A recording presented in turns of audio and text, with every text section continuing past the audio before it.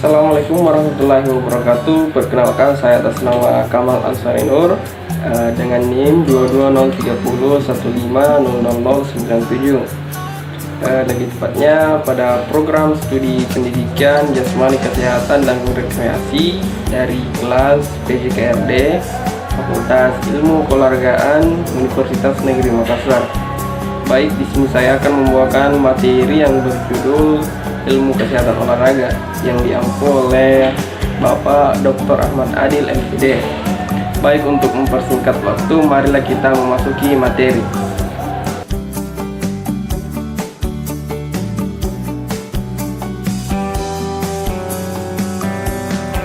Bab 3. Manfaat dan mudarat olahraga. Hakikat olahraga masyarakat adalah olahraga kesehatan.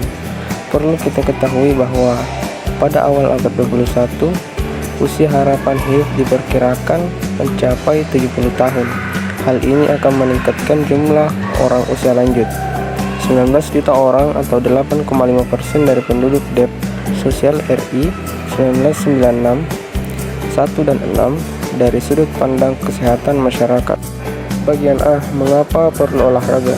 Olahraga adalah serangkaian gerakan raga yang teratur dan terencana untuk memelihara gerak, yang berarti mempertahankan hidup, dan meningkatkan kemampuan gerak, yang berarti meningkatkan kualitas hidup. Seperti halnya makan, gerak olahraga merupakan kebutuhan hidup yang sifatnya menerus. Artinya olahraga sebagai alat untuk memelihara dan membina kesehatan tidak dapat ditinggalkan. Gerak adalah ciri kehidupan. Tiada hidup tanpa gerak. Dan apa guna hidup bila tak mampu bergerak? Memelihara gerak adalah mempertahankan hidup, dan meningkatkan kemampuan gerak adalah meningkatkan kualitas hidup. Oleh karena itu, bergeraklah untuk lebih hidup. Jangan hanya bergerak karena masih hidup. Bagian B. Apakah olahraga bermudarat?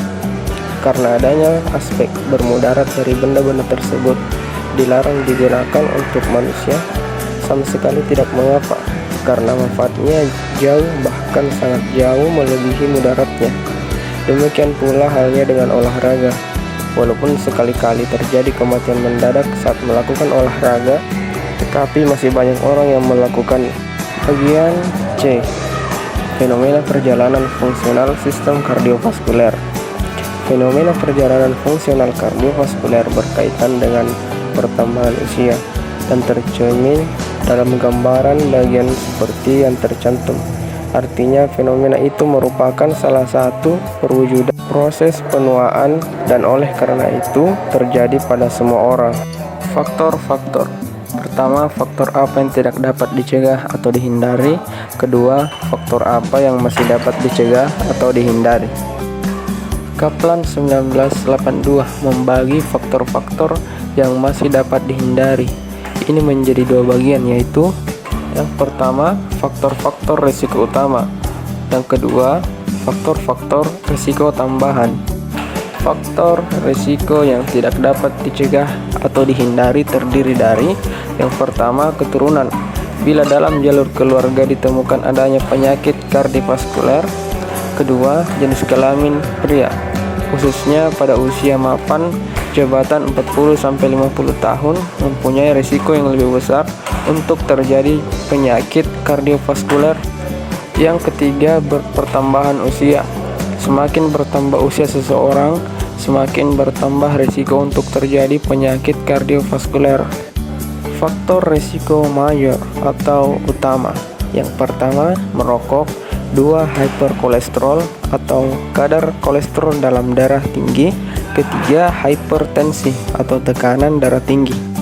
Faktor resiko minor. Yang pertama, inaktivitas fisik. Kedua, obesitas. Tiga, diabetes. Empat, bentuk kepribadian. Lima, kebanyakan meminum alkohol. Keenam, kenaikan kadar asam urat.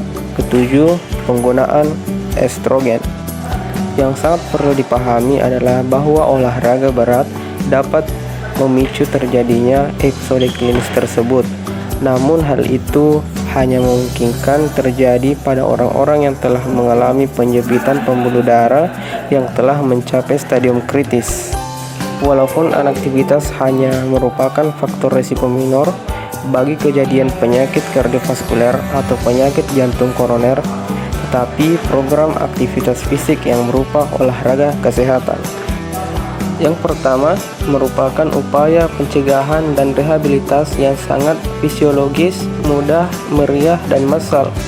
Kedua, dapat memperkecil pengaruh faktor-faktor risiko yang lain termasuk 2 faktor risiko utamanya. Yang ketiga, dapat menjanjikan aspek rohani dan bahkan aspek sosial untuk menuju derajat sehat yang lebih tinggi sesuai batasan sehat WHO. Olahraga sebagai sarana pencegahan dan rehabilitas perlu dipahami secara mendalam karena manfaat dan keamanannya berhubungan erat dengan intensitas pelaksanaannya. Baik, itulah dia pemaparan materi dari saya. Kurang dan lebihnya mohon dimaafkan. Wabillahi taufiq wal hidayah. Assalamualaikum warahmatullahi wabarakatuh.